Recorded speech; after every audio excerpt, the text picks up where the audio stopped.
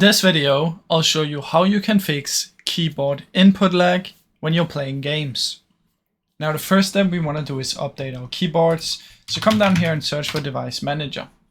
Open up this one, and from in here you should see something called Keyboards. Click on this one, and then what you want to do is right click, Update Driver, and do this for all of these. Now once you've updated all of your keyboard drivers, what you want to do is simply close this one down. Then search for Control Panel. In here what you want to do is press View By and do Large Icons and choose the keyboard. Now once you're in here, what you want to do is you want to put the repeat rate on fast, repeat delay on the second one to the right, and cursor blink rate a little bit above the middle to the right. Now if you're still experiencing trouble, what you can do is you can move this more over to short and you can move this more over to fast. But these are the settings that work perfect for me. But if you want, you can move this over to fast and this one over to short and see if that fixes it.